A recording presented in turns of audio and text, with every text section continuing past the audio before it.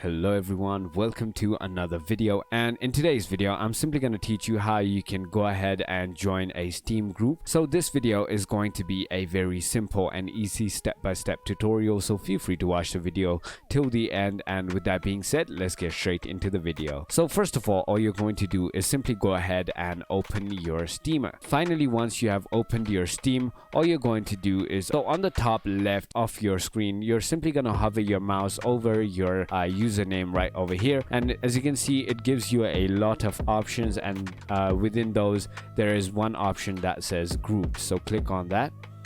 Finally, once you have done that, as you can see it says sorry, there are no groups to show, and that's because I've not joined any.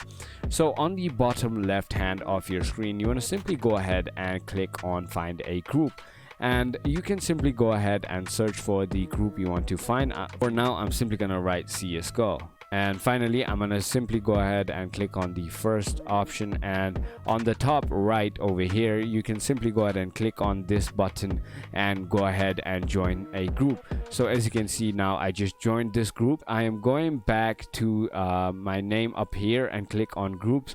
So now as you can see, I've already joined this group, and it shows that I've joined this group by showing it on your groups.